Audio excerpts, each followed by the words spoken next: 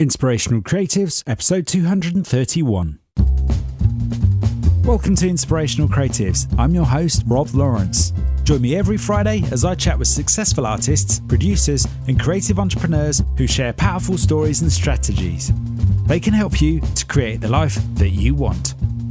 Listen each week as these inspirational creatives show you how to take your creativity to the next level. You'll learn how to create a sustainable business that inspires others and gives you the financial freedom and lifestyle that you want. Thanks for listening. Make sure you sign up at inspirationalcreatives.com to get free exclusive bonus material. And now, on with the show. Rob here, and a very happy new year. Yes, this is the first episode and interview for 2018, and I've got a very exciting guest to share with you today. Now, if you're new to the Inspirational Creatives podcast, each Friday I share with you a conversation with a creative where they share their story and strategies with you to help you lead a more creative life. This Friday conversation is followed by a Wednesday short action episode where I guide you through one idea or actionable piece from that conversation that I believe will help you to live a more creative life. Today I'm excited to introduce to you someone who is not only a creative, she is someone who helps female entrepreneurs succeed in both life and business. She's bilingual, has studied both fine art and art psychotherapy, and today runs a number of projects including Remote Mission, which I'm excited to learn more about. I had the pleasure of connecting with her thanks to Adelaide Goodeve of the Wild Show podcast, and having heard of her on that show, I knew she would be a perfect fit for you and this podcast today. So it gives me great pleasure to introduce to you Natalia Komis. Natalia, welcome. Thank you, Rob. Thanks for an awesome introduction. You're very welcome. So, before we get stuck in, how would you describe yourself and how you show up in the world today? Oh, well, okay. So I always say that I'm a business strategist and a creative activator dedicated to helping people uncover their true, really. And however, in reality, what I think I do is I help people discover and make use of their creative potential within certain areas of their life. So whether that's their personal stuff or whether that's mostly within their businesses.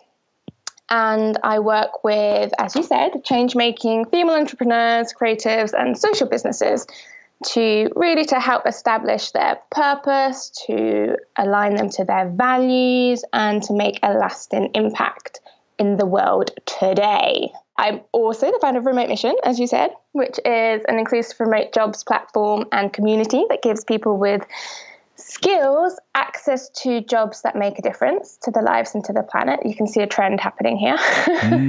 How I show up. I think the best way for me to talk about that really is my mission. So everything that I do comes back to my mission and my mission statements. And that is currently to measure success based on the positive impact that I make and how happy I am in the process, to align and transform businesses for global, sustainable and social change. And that's something that's kind of evolved for me and is quite a new addition to my mission statement.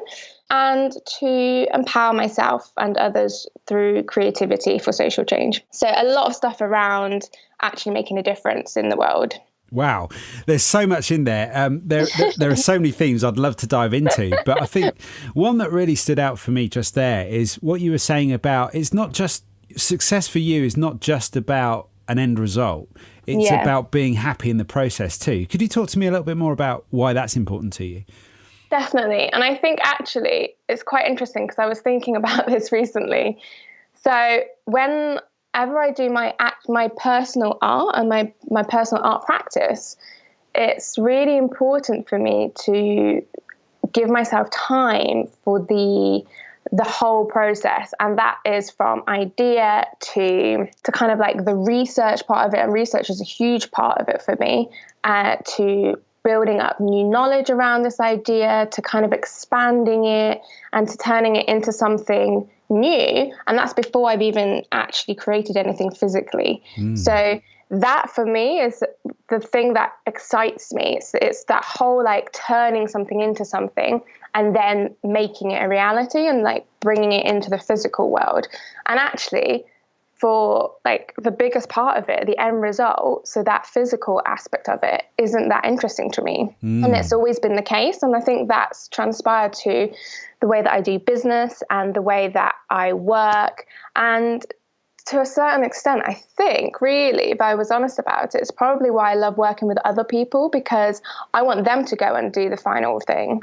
Because for me, the interesting bit is working with them, working through that process, coming up with the ideas, creating something with them, and then allowing them to be empowered enough to go off and actually finalize that. And that's the thing that makes me happy, really, that the seeing other people being activated, which is my word at the moment. So being activated within their own mission, their own creativity, and me helping them in that process and then them going to do it. Awesome. So I've got a question I'd love to ask you, but before I do, tell me more about activated and this concept of being activated. What do you mean by that? Yeah, so I believe that we are all creative in one way or other. And I think that some people are tuned into that creative aspect of themselves and others aren't, or they're afraid of it, or they don't think that they have it. And I think that to a certain extent that we can all activate our own creativity. And actually, when we talk about creativity, I don't mean, art or painting, or it doesn't have to be around that. It's more about, so when I think about creativity within myself, it's about being inspired. It's about finding new ways of looking at things. It's about seeing something that other people don't see and turning that into something, whether it's something physical or something metaphysical. So it's about being able to, just to see things differently and to act on that. And that's what I think a lot of creativity is, really. And what great artists do, they see something, they think of something, and then they make it happen. And to a certain extent, that's what a lot of entrepreneurs do as well. So when I say activating their creativity, it's about helping them see things that they didn't necessarily see before, or that they just kind of hidden away because it was something that was scary, or it was something that they didn't think that they could do. That's fascinating, really fascinating. So that ties in beautifully to the question that I wanted to ask you, is about the actual process itself. And when you're working with people, do you find, I get a sense that there's this sense of urgency in our world today, and people just want to get to the end point. They would just want to get to this successful outcome and as quickly as possible. Yeah. Do you find that's true for the people that you work with? And what is it that you do with them to slow them down to your approach, which is what I'm hearing there? Because it sounds to me like you have an approach which embodies the actual process as being as much as part of the end result as the end result itself is, if that makes sense. Definitely, yeah. I think, it's funny because some of my clients are really in tune, and I think they come to me because they can see that I will help them through a process as well as getting results. And they are either creative themselves or they want to tap into that a bit more. Whereas others are really successful, amazing businesswomen who are like, I want to get this done. I want you to help me do it. Let's just get on with it. And it takes a little bit longer to get them to help them realize that there is a process. I think for most, when we start working together, I have quite a lot of tools at the very beginning that help them delve really deep, really quickly. So they suddenly realize, actually, there's so much more going on that they need to work through. And that slows it down. And that's kind of a way that I've ended up working and learning myself on the best approach to work with people. And also, I come at everything with a creative approach. I have to, because that's just the person that I am. So I love generating ideas. I love making those ideas happen, but I also love finding new ways of working. And that takes time. It isn't like an overnight thing, especially when you're working with other people and you're getting to know them and the way that they work and their business, because we all work differently. So it is a process, and it is something that isn't necessarily going to suddenly make everything better. But it's something that I think is really important. And I always say there's no point in doing anything unless you know the mission behind it, unless you know what it is you're actually doing and why. And that goes with everything, that's life, that's business, relationships, the whole shebang, really. To answer your question, I think you're asking me what I actually do with people. To some degree, yes. Most of the female entrepreneurs that I work with in the social businesses are either at the beginning of their journey, so they need the idea generation and the tools to go forward with them, or they are already successful and are ready to take the next step to up-level their business. So my job is to see things in a new light, to come up with new angles and processes, to pinpoint new opportunities, whether that's partnerships, events, speaking gigs, new content, new ways of actually working and who to be working with. And we work together to realize what it is that they actually want to be doing, find clarity around that, and then just create a clear direction and strategy for them to go off and do it. I think for me, anyway, I love it when after a call with a client or even a prospect, so a lead who may never become a client, my favorite thing is when they are inspired and motivated to go off and put into action some of the things that we've talked about. And that's what motivates me and fulfills me. And it always has done, really, with all of my other businesses as well.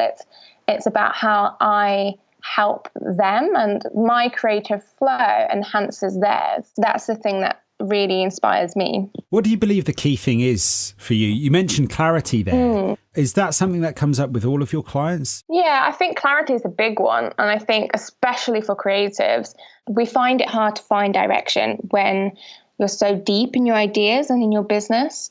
And especially, even I'm one of these people where we not only need inspiration, but we also need someone to say, hold on a minute, does that really fit in with what you're doing and what you're meant to be doing right now? How is it going to help? Is it the best use of your time? And in a way, I kind of give them that accountability as well. So, I ask the questions that they need to be asking themselves, and sometimes I'll give my opinion as well from a business perspective, and help them find the direction that they need to be going in. And really, like, that whole creative activation thing, that's to help them find it within themselves and to come up with those ideas. And I just help them with that. I help them in that, getting into that direction.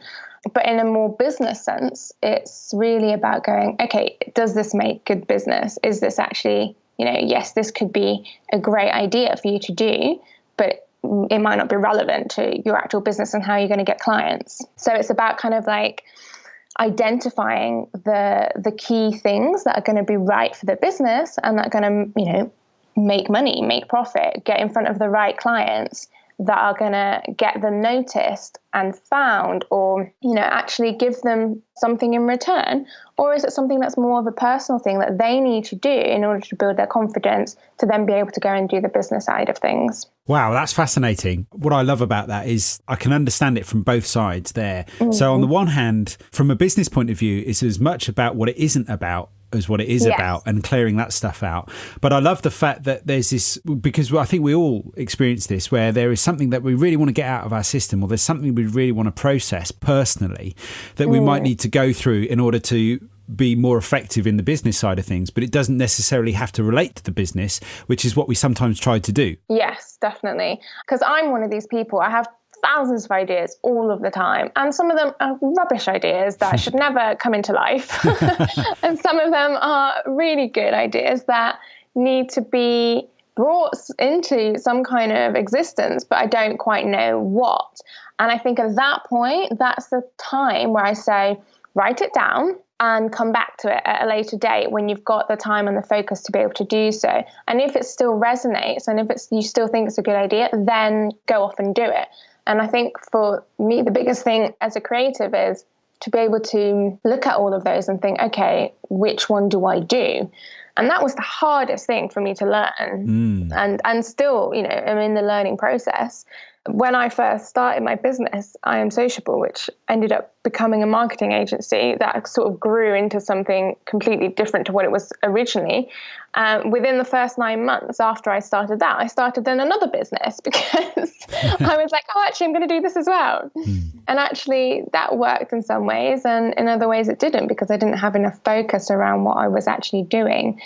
And sometimes we need someone else to come in and go that you're doing too much, or this idea works here, but it doesn't work here. So why don't you just park it for a bit and come back to it? Or just focus on the thing that is really fits in with your mission. So going back to that, the whole mission statement aspect of it, and going, does this fit in with what you are meant to be doing? What is at the core of who you are?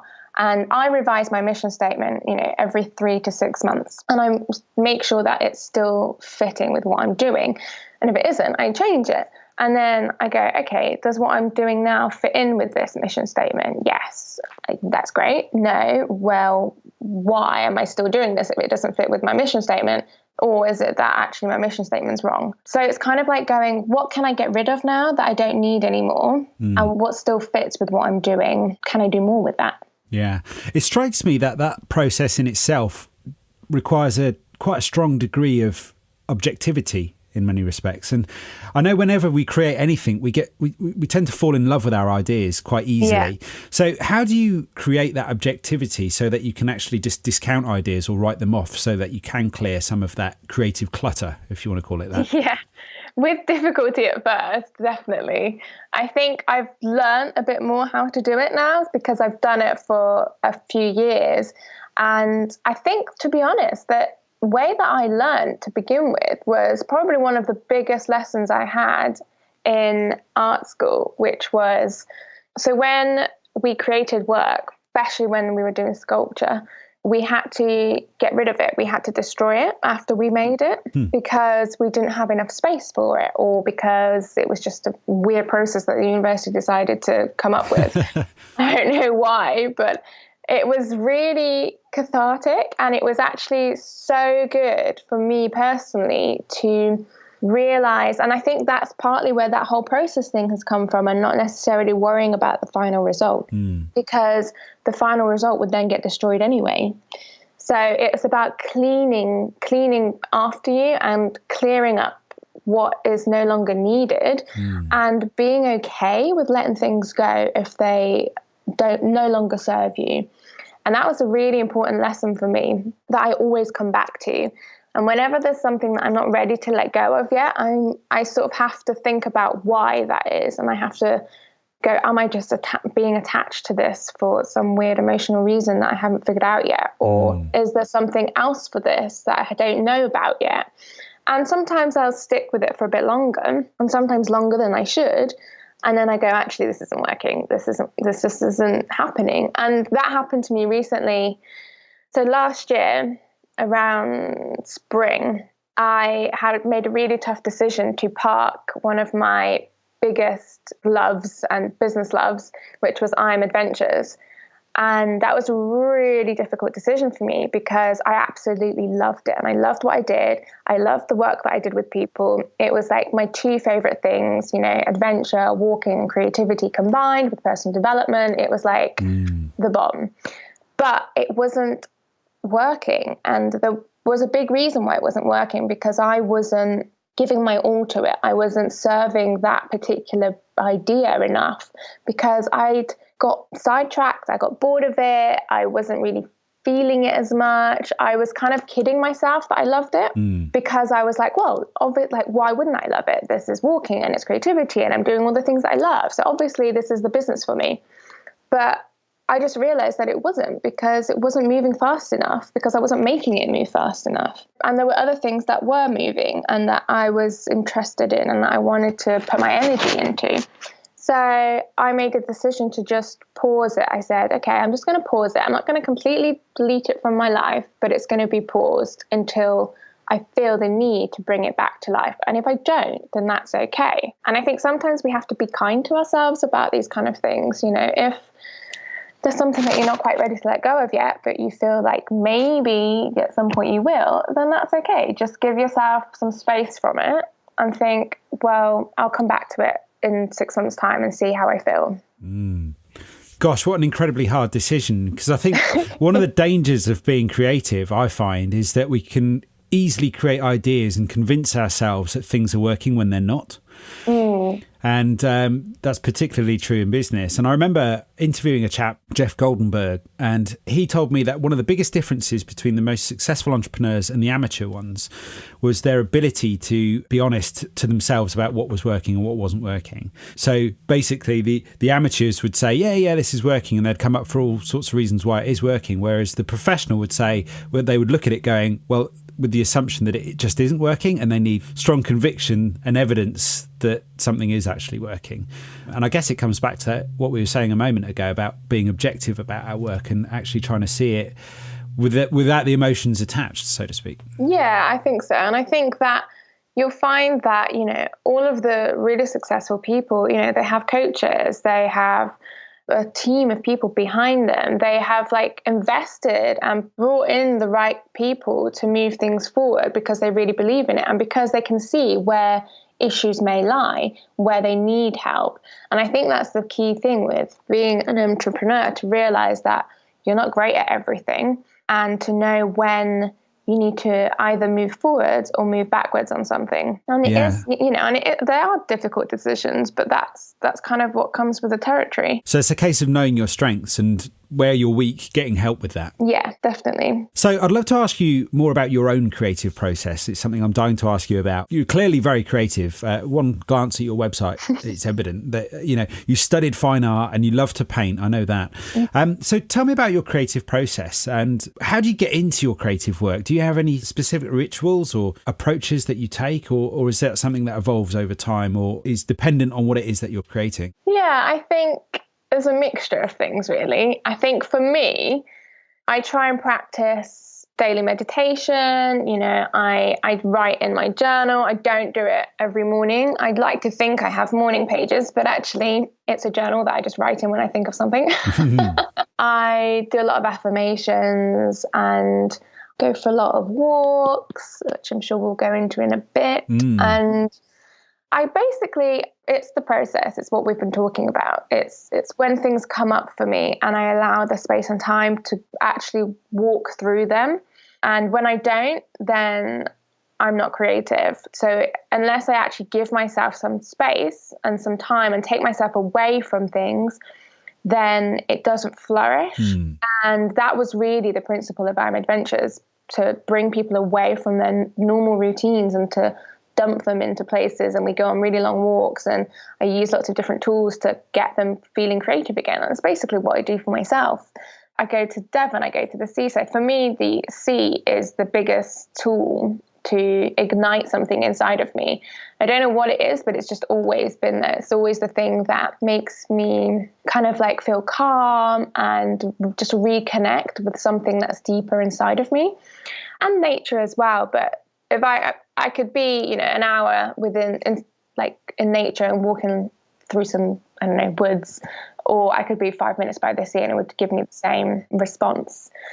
So those are sort of the key things. But yeah, I write a lot of stuff down. So I write all of my ideas down. But lately, what I have been doing, and which I did used to do, but I sort of got out of the practice of doing, I've been doing a lot of visual meditation. Essentially, it's like painting, but in my head. And it kind of gives me the same, feeling and the same response. And I end up just seeing things in my mind's eye, and that will still be a process. It will still go from an idea to thoughts to then, okay, well, I'm going to do this in my head and make it into something visual. And that's something, and I think that's evolved because I haven't necessarily had the time to do it in the physical realm, in real life.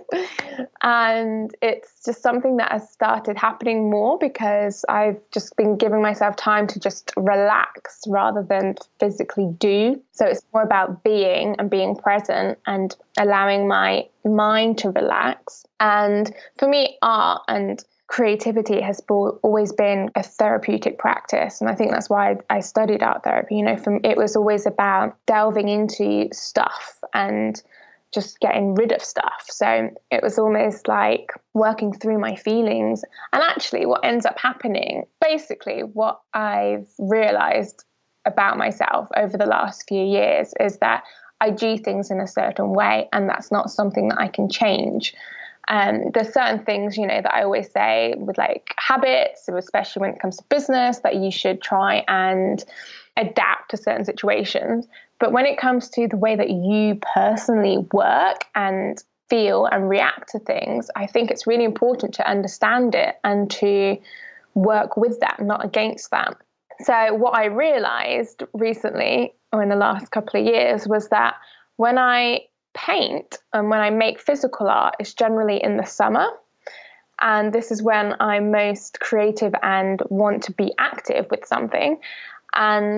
But at the same time, it's also when I'm down or when I've kind of stopped, when I've put something on pause and suddenly I'm finding myself doing nothing. And I think, there's nothing for me to do. Okay, well, I'll just start painting, or I'll just start making something in a creative way. And that's my creative practice. And that's something that I now know, that if I am feeling a bit down, or if there's something not quite working out for me in some part of my life, then that's when I need to push myself into being more creative. And when I say push, I don't mean like, okay, go over there and paint a picture, because it doesn't often work. But just give myself the time for that to come up so that I can do it. Other things, I actually always have my easel up and ready, so that if suddenly I do feel the need to paint, it's not a really difficult process of getting things out, getting it ready. And I think, it's going to take me 3 hours to do it. I'm not going to bother. So everything, I have pens and paper and journals literally all over the house. I never leave the house without a journal, without a notebook. So I'm always ready to write something down when it comes. And then I will just look over them when I feel like I want to. And I'll think, that was a good idea. Or, I might go and paint this now. And that's sort of how it works, really. That's fantastic. I mean, there's a couple of things in there which fascinate me. I love this idea of having stuff already set up so you can just go over there. I think that's been definitely one of my biggest blocks when it comes to creating something, is having to get everything out or create the space and then get stuff out. And by the time you're there, you've kind of lost the moment almost. Yeah, definitely. Which is amazing. And the other thing is, there seems to me a theme unfolding for me, listening to you chat today about your process and the way that you work with people.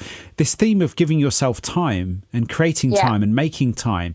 And it's funny because I think that I hadn't perhaps consciously processed this, but it's something that comes up a lot with people that I work with, this concept of not having enough time. So how do you go about prioritizing and making time for your creativity and the work that's important to you? Yeah, good question. It comes down to focus. It comes down to, and it's something that I've had to teach myself. And it comes down to sort of going, okay, what's the thing that's most important to me right now? And then what's the most important to my business right now? And that's kind of like the same thing that I also take my clients through. So it will be, when I say about the mission statements, I actually always get my clients to do a mission statement for them, for their personal life and who they are, and also a mission statement for their business. And often they're really similar, but there are clear differences. And that's when, when we're looking at doing things and when we have our ideas and our goals, okay, well, which mission statement do these come under? And then, well, how much time are we going to be dedicating to both of these? Is it a 50-50 situation? Is there a moment, is there a particular month where actually you are more important than your business because of certain things that are happening, or because it's like, for me, winter is literally hibernation mode. I do like half of what I do in the summer, but I do a lot of reflection. I do a lot of thinking. Like winter is my kind of processing season, and summer is my action.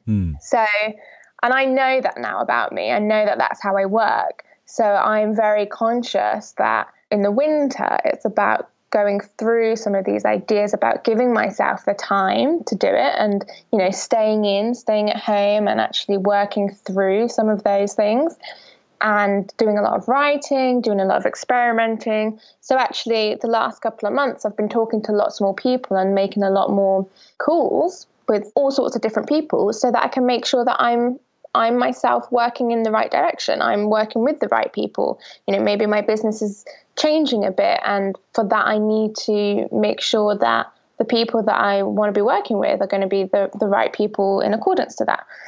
So this is my kind of research and development time. And then in the summer, it's the action time. So that's kind of the way that I focus my areas. And then on a more sort of daily basis, I have to write the key priorities down and then work through them in a very strict way. I try to. But I think for me, it's all about listening to myself, and it's about listening to what my body needs, what my mind needs, what my creativity needs. And if at a certain time I think, okay, well, these are the things that I was meant to be doing, but actually I'm being called to do something else, then sometimes that something else is the right thing to be doing. Other times it isn't, and you need to rein it in and be like, okay, focus in, because that isn't that relevant to these mission statements that I need to be focusing on right now. And it always comes back to that. And if it is, then I think, okay, well, it is relevant. It's just not what I thought I was meant to be doing today, but it is relevant. So I'm going to go off and do it because it actually might lead to something better. And I think that's just the way that I've ended up adapting how I work, really. And it does work, it works for me. And that's one of the key reasons why I became an entrepreneur and why I am doing the kind of stuff that I'm doing, because I have the choice to do that. I have the choice of how I want to work and what I know works best for me, and to do that and to not be concerned about how other people are doing it. And I think that's one of the key things with so many of us at the moment. We're always looking at what other people are doing and how they're doing it, and watching like 1,001 TED Talks about what we should be doing. Don't get me wrong, I've watched a lot of TED Talks. But you've got to then think, okay, well, this is cool. This seems to work for some people. Maybe I'll try it. And if it doesn't work for me, then I'm not going to push myself to do it, because what's the point? It strikes me there that there's an element of discipline involved in here. And I love this idea of having a mission statement for yourself as well as your business. And that's how you can then strategically make decisions around what you should be doing, going back to what we were saying earlier. Do you ever find you get stuck yourself, or do you ever find yourself at a point where you need to be doing something on a particular day in order to get a particular result by a certain time? You're just not in the mood for it as a creative. How do you deal with that? Yeah, quite often, actually. So I'm a very motivated person. I actually love working. I love doing stuff. But there's times where I become quite closed off and I just want to sit and do nothing. And that's what's really important for me as well, because it's what starts a lot of those other processes. So it's a case of knowing what needs to be done, knowing the time frames that things need to be done in, and then going, okay, I know I have to wake up today at 7 a.m. because if I don't, then I'm not going to get things done. Or thinking, okay, what I'm going to do is I'm going to wake up at 5, I'm going to spend 3 to 4 hours working, and then I'm going to give myself the rest of the day to go off and do other things that I love doing. So whether that's going to meet a friend, whether that's going to go swimming, going to explore a new place. And that's something that has worked really well for me. So it's about rewarding yourself for doing the really hard work. But also, one of the other things that I always do, if I'm not really feeling into it, then I go out and I go for a walk. So I'll instantly think, okay, this is not the right energy for the day. I need to get loads done. I'm not in the mood. I'm not going to be proactive and productive enough. Go out, forget about everything, and just go for a walk. And I have to be really strict with myself on, it's not about picking up the phone and start chatting to someone whilst walking. It doesn't have the same kind of effect. So I just go off and I just go for a walk, and then I'll come back, and more likely than not, I'll have been thinking about what I need to do, and I'll come up with ideas around it, and I'll come back and I'll write those down, and then I'll get on and do some work. And that's the best process that I found for me at the moment. You mentioned walking a couple of times in our conversation today. So tell me what it is that you love about walking and why it's so effective for you. It's always been a big part of my life, and from a very young age, actually. So when I lived in Greece, my grandparents used to come over, and both my grandparents were artists. Well, my nan still is, she's still alive. And we they used to take me and my sister for long walks across the countryside and across the fields, and we'd go and find something to paint or to draw, and we'd end up being out for hours, and I think that's something that I didn't realize until after I started em&gt, that was something that was obviously quite important to me, and developed this need for, or this want to be able to go off into the wilderness or just walk something off and then to find something new at the same time. And I think that's how I've always seen it, as releasing and then receiving. And it's just another way of meditating to an extent, and just kind of like a more physical way of creating momentum, but also of slowing down. What always ends up happening is I'll start walking, and generally, when you start walking, especially if you're a Londoner, you'll be walking at a fast pace, and then slowly you'll realize that you're, practically running, and you'll consciously decide to walk slower. And with that conscious decision, you then start thinking, okay, what else is going on around me? And you start to look around you, and you start to take things in and to be inspired by certain things. And that whole process ends up actually opening you up to the rest of the world. I've just always found that fascinating, and it's something that is very subconscious. So when I first started I Am Sociable, the whole idea of it was about helping and coaching creatives and taking them out on a walk whilst doing so. So I used to do my coaching whilst walking because it was so much better than just sitting in a room in front of somebody, because they felt much more at ease. They were able to just subconsciously really give me the answers and give themselves the answers and just come up with things, and that they wouldn't need to think about. So you're not overthinking. Things are just happening to you because you're already in that constant state of flow. You're moving, and therefore your thoughts are moving with you. And I think that's really interesting and really important, because it is that movement that drives everything forwards, whether it's in your life, whether it's in your creativity, whether it's in your business. It is taking action, and it's that kind of clear direction as well that helps with that. It's just something that I find helps delve deeper, basically. And actually it's something that's really effective. When I was doing it with I'm Sociable and also with em&gt, it was effective. It worked. It allowed people to have that space and that reflection time, and also to be more conscious and more aware. What I really like about that is this sense that movement can create momentum mentally. And also what you said there about, and I had never thought of walking in this way before, but I totally get what you're saying about when you go on a walk, it's about releasing and then receiving. I find that whenever I've gone on a walk, and I like you, I've coached clients whilst walking, and it's been incredibly effective. It gives you a great opportunity to change perspective, I find. Definitely. Yeah. And to see things in a new way, that is what it's all about. It's about seeing things differently and opening up your eyes to new things. And that's what everything that you do going forwards involves, that, because without looking at things in new ways, or without seeing new angles or new perspectives or new people, it doesn't actually evolve, because it can't just be you and this one way of doing something, because things are changing constantly all around us. Yeah, I get it. And it's a case of having to find the time, which walking obviously does, to reprocess what's happened and what is happening, so that you can, again, I guess this ties back to what we were talking about earlier, to start clearing out that clutter and get that clarity again. And then that leads to the focus. Yeah. And I think for me, the best way that I do that, so I do two things. So once I have got to the point where I'm walking and I'm coming up with these amazing ideas, which don't always happen, but often they do.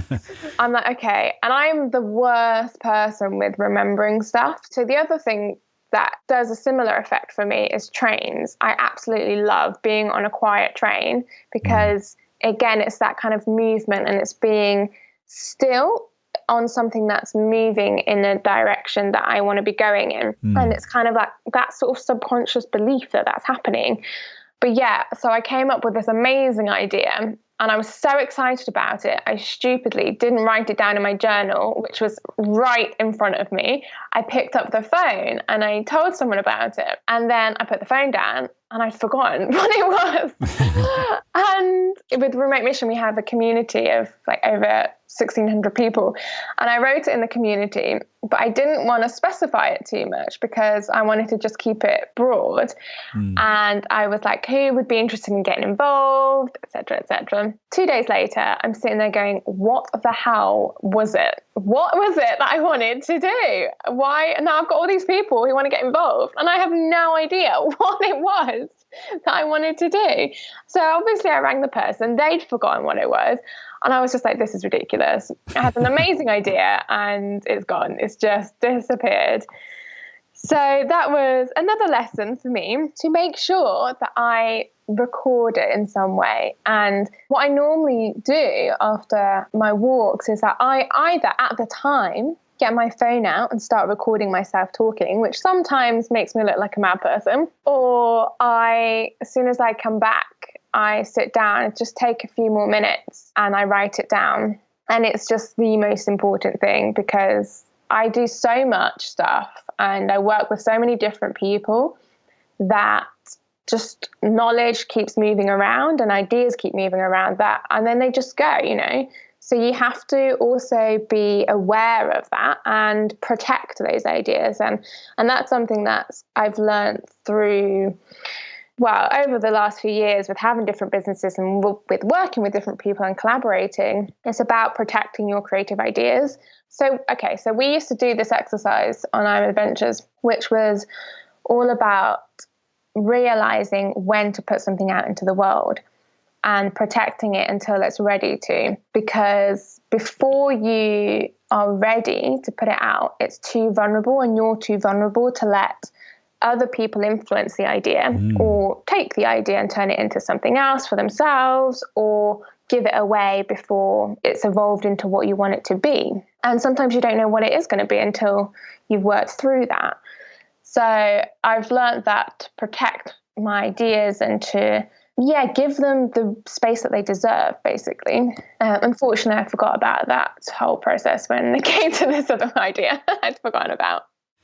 Wow. Yeah, there's two things I've learned there which are really important. First is to capture your ideas in the moment. I know how true that is. And even if you can remember it later on, it's never quite the gem that you had at the moment you popped into your mind. And the other thing is, I love this idea, and I've not really given this enough thought before, about releasing your creative work or your ideas into the world when it's right and the timing of that. And because sometimes our ideas aren't fully formed and they need to be fully formed for people to receive them in a way that's well. But also, we need to be confident with those ideas and really understand what those ideas are about. Otherwise, we ourselves feel too vulnerable and it would be too easy for us to get put off by early criticism, for example. Exactly. So that's fascinating. And I can see how that in an indirect way could lead into your own sort of creative confidence. And so I guess it's a case of being mindful about that process.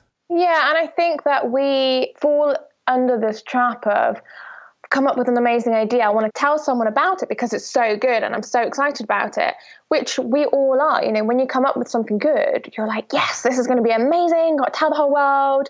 But actually, that can lead to disaster sometimes because especially when you tell the people that are closest to you who may not really understand and they may not really even understand what it is that you are doing or want to be doing or support it in some way. If you tell someone like that, it's suddenly crushed and actually you give up on it before you've even started. Just because you've got a really good idea in your own mind and it might be fully formed already at that stage and you understand it, it doesn't necessarily mean that somebody else is going to be able to get it. Yeah, and I think that comes down to, that also transpires into business talk. So if you've created something, you've thought about a business, you've even you've got your website, you've got everything ready and you go out and tell people about it, unless they're your target audience and the people that you want to be attracting, they're not going to get it and they're not necessarily going to care. They're going to potentially come back with negative feedback because they're going to go, well, Like, this doesn't help me in any way. And you're going to go, oh my God, this doesn't help anyone in any way. Why am I doing this? So unless you actually go to the right people, then you're just going to end up making yourself feel bad about it and potentially never bring it out into the world. So one of the things that I always try to do myself, and I tell my clients to do, is and it's actually a classic kind of coaching technique where you write down your goals, you write down what you want to be doing, how you're going to be able to do it, and when by, and then who can help you do that. Who is in your kind of safe zone, who's going to actually support you with this, who you feel is going to actually encourage and understand, and maybe give, positive criticism, but isn't going to sort of stamp on you. And then also, then moving on from that, who are the people you want to be attracting and who do you want to be talking to about this? So it's really about understanding that. I love this idea of a safe zone as well, because we are vulnerable when we create, and having the right people around you to support you through that process is so critical, I think. Definitely. I remember when I was younger and I'd be making art, and I would always make this mistake. I would start, creating something or painting something or whatever, and come down and I'd tell my mum and I'd be like, what do you think? And it wouldn't be finished, and she'd give her opinion, bless her, and I'd just go ballistic. I'd be like, that's not what it is. How dare you? You don't understand. This isn't it. And then I'd feel like crap about it. And my poor mum would be like, I don't know. What do you want me to say? And it's because I wanted someone to say, yeah, that's great, or see it how I saw it. And actually that isn't the reality, I think, you've just got to be aware of when's the right time, when are you ready to take any kind of criticism, whether it's good or bad. Yeah, absolutely. Wow, we've been through loads, and at the same time, I feel like we've only just scratched the surface. But before we begin to wrap up, there's a couple of questions I'd love to ask you.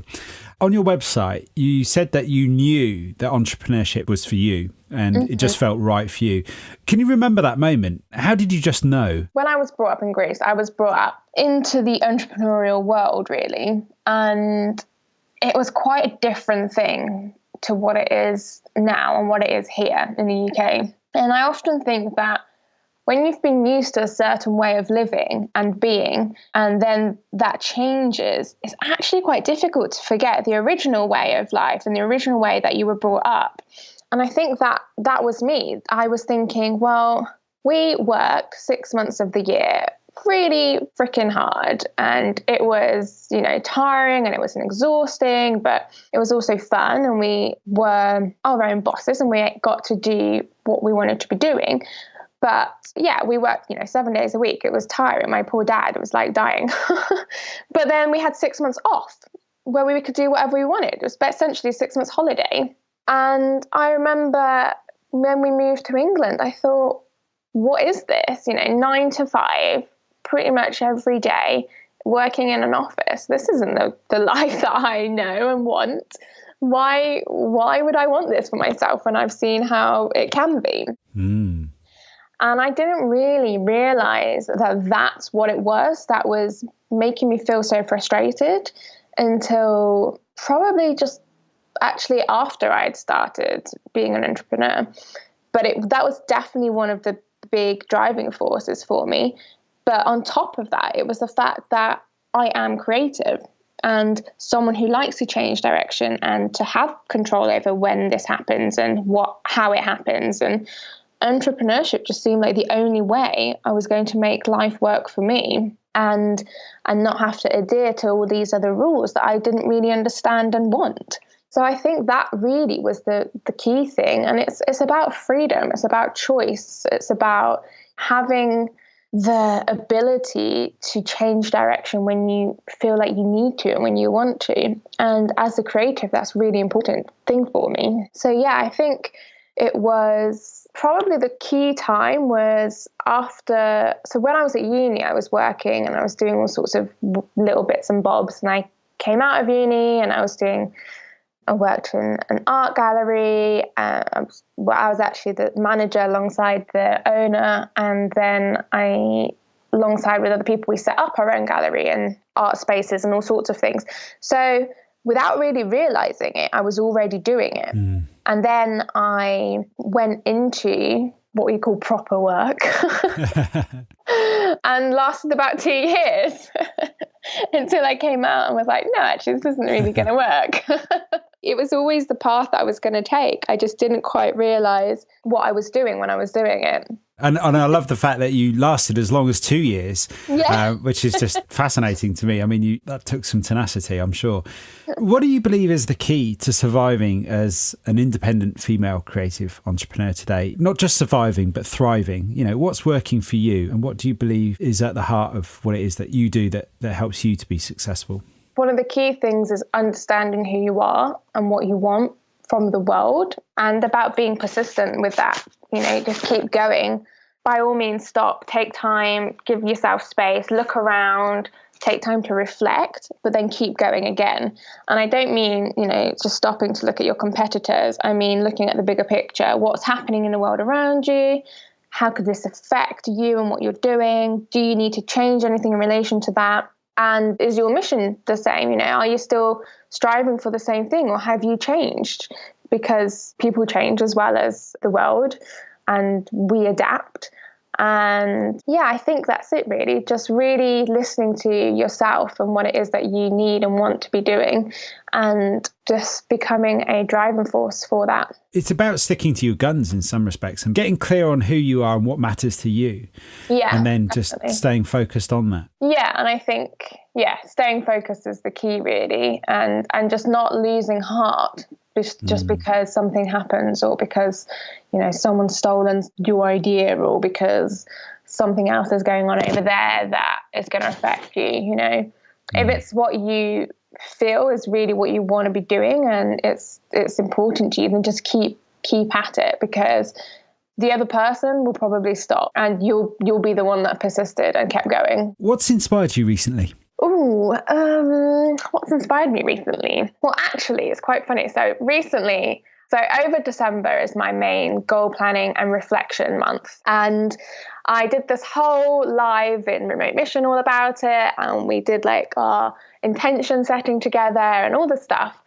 And I did all of my reflection really early on in December. And then I just couldn't do my planning properly. I couldn't actually finish it. I wasn't being able to set my goals, and I just wasn't really sure why. And what happened was, actually, I just didn't. I just thought, okay, I'm not going to do it until something comes up that helps me to do it. And it wasn't until New Year's Eve, and I think it was that kind of like push to, oh my God, it's going to be 2018 soon and I haven't done any planning. What am I doing? That I was like, okay, sort your life out. So I took the evening. I didn't go out partying or do any of those things. I just thought, okay, have a really nice bath, relax, and just do your thing. So I spent like a really nice evening at home and made this amazing bath. I'm not really normally a bath person, but it really inspired me. I had all these candles and it was just really gorgeous. And then I did loads of guided visual meditation whilst having this bath. And it was the most inspiring thing I've done in ages, because I suddenly realized that there was one key thing missing, and that key thing was what everything led to and that I was striving towards. And actually, it was quite a personal goal that I'd kind of been hiding and keeping in the dark, because I couldn't see how it would transpire. So I just didn't give time to it. And as soon as I allowed that in and realized, okay, this is what I want, everything else fell into place and I was able to suddenly start planning again. So I think it was the inspiration was just realizing I needed some me time, and then being inspired by actually what was hiding secretly inside of me. Amazing. And can you reveal what that is, or give us a glimpse? I can actually. It sounds really simple to say out loud, but it's about being able to give myself permission to live in a beautiful place by the sea and be present there more than I am everywhere else. So that's kind of like the main bulk of it. there's more to it, but that's the bigger picture. I love that. And I just love the whole concept of the nice bath, the candles and the guided visual meditation. Might have another one this evening. Yeah, that does sound pretty amazing. Wow. So in relation to that then, what are you grateful for today? Oh, okay. So this morning I was sitting in the kitchen, and we have a really big glass window door thing. And there was all this gorgeous sunlight just coming through and lighting up my face. And it just felt so lovely and warm. And, and actually I just love the sun. I love being in warm places. And I think that's one of the key things for me when I say my action time's the summer, because it gives me energy. And so I was really grateful this morning for that sunlight on my face, because it suddenly made me feel like, yes, okay, I can do this. I've got loads of stuff to do today. Let's get on with it. So yes, that was my main thing that I was grateful for. That's amazing. Any amount of sunshine this time of year is a fabulous thing. I know. Great. So the big question for me that I'd love to ask you is, what's next for you? What's next for you in 2018?